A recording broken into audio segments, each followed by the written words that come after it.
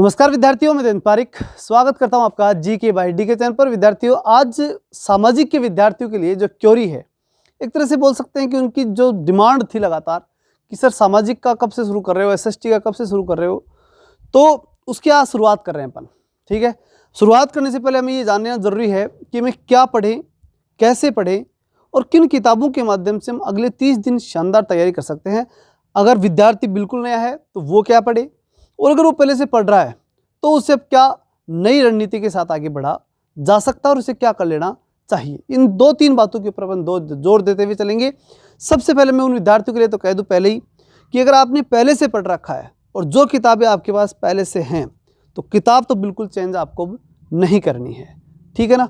अब रही बात उन विद्यार्थियों के लिए जो विद्यार्थी बिल्कुल नए हैं, जिनको ऐसा लगता है कि हम अब तक तैयारी नहीं कर पाए किसी कारणवश और आने वाले 30 दिन में या हमारी तैयारी हो नहीं पाई, की थी लेकिन बैठा नहीं, या हमें बहुत ज़्यादा मैटर लगता है, हम कर नहीं सकते इतने मैटर को तैयार, तो उन विद्यार्थियों के लिए विशेष रूप से मैं कुछ महत्वपूर्ण किताब बता रहा हूँ। इनको ध्यान से देखना और उनको फॉलो करने का प्रयास करना अगर बिल्कुल नहीं हो तो।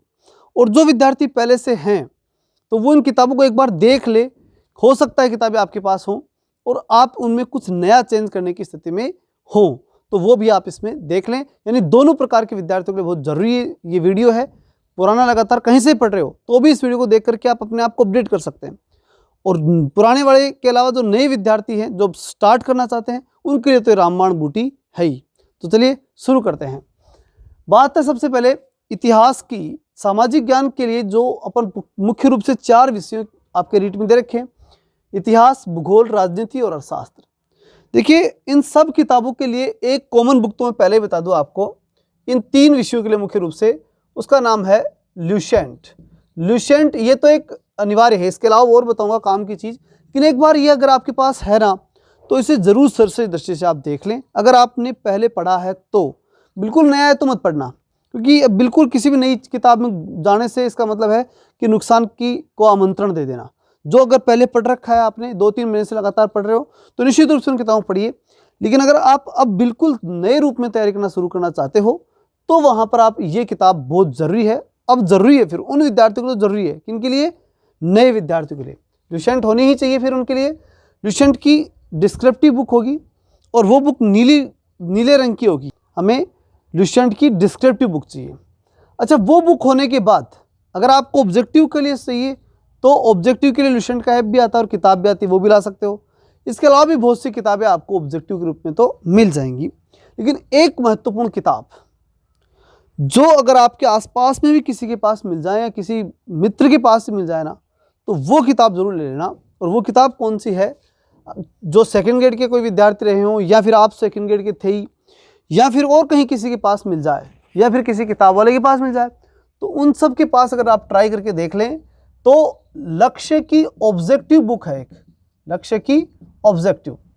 अगर आप वो किताब नहीं मिल पाती है तो डिस्क्रिप्टिव के साथ ऑब्जेक्टिव है एक, उसके भी ऑब्जेक्टिव बेस्ट है। कहने का मतलब मेरा ये है कि उसके ऑब्जेक्टिव बहुत शानदार दे रखे हैं और इन 3 विषयों के अंदर तो बहुत ही रामबाण बूटी आपके लिए हो सकती है। लेकिन ये ज़रूरी है कि वो सामाजिक के लिए ही लिखी गई किताब होनी चाहिए और उसके लिए ऑब्जेक्टिव होनी चाहिए, क्योंकि वो किताब मैंने देखी थी, बहुत शानदार है और सेकंड ग्रेड के अंदर तो लगभग क्वेश्चन उसमें से ही पढ़े थे।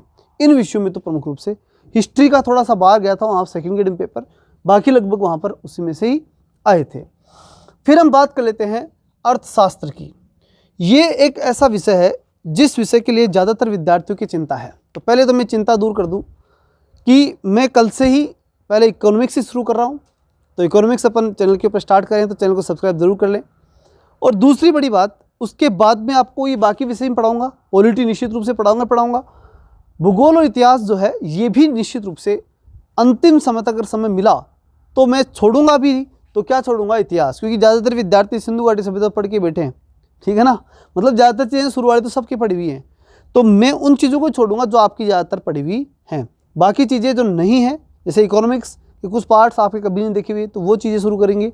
फिर उसके बाद में राजनीति में तो ये तो करानी मेरी नैतिक जिम्मेदारी है, तो बताया हुआ है कि पॉलिटिकल साइंस का लेक्चर होने के कारण से पॉलिटिकल साइंस में पूरी पढ़ाऊंगा। भूगोल और इतिहास का ये जो मेरा अनुभव है 15 साल का, जो जीके पढ़ाता हूँ उसके आधार पर, और जो मतलब एनसीईआरटी और आरबीएससी का जो मैटर है उसका कंबाइंड करके ये भी निश्चित रूप से मैं आपको पढ़ाऊँगा।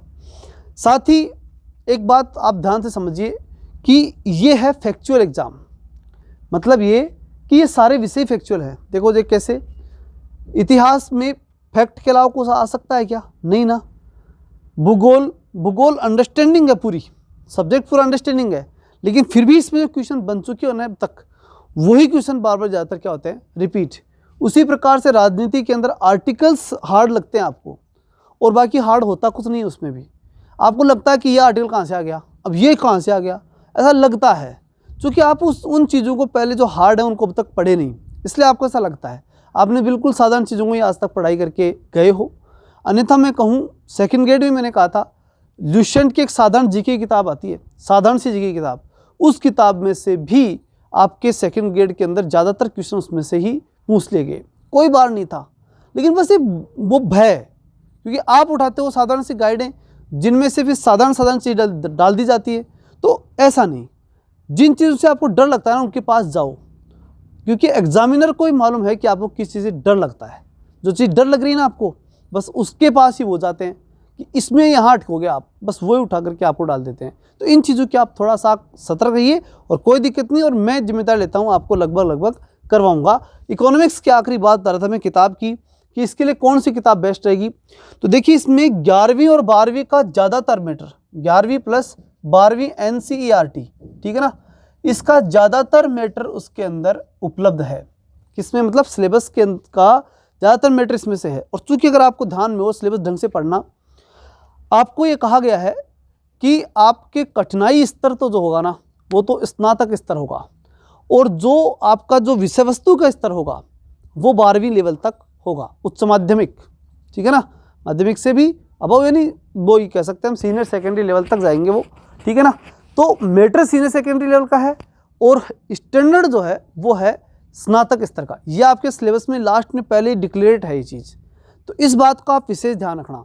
और उस आधार पर मैं कह रहा हूँ कि NCERT की 11वीं 12वीं किताबों में जो मैटर दे रखा ना, उसको यथावत अच्छे से तैयार करें, फिर कहीं दिक्कत नहीं आएगी, ठीक है ना। किताबों के रूप में ये बेस्ट किताबें हैं। और बाकी रही बात जो क्लासों की, तो ये क्लासें आपको रेगुलर यहाँ पर उपलब्ध हो रही हैं। नए हैं तो चैनल को सब्सक्राइब कर लें, और बाकी पुराने हैं वो जुड़े रहें, निश्चिंत रहें। कल से अपन रेगुलर क्लासें संभवतः है आज शाम तक ही आ जाए, ठीक है ना। क्लासें रेगुलर रहेंगी। तब तक के लिए जय हिंद, जय भारत।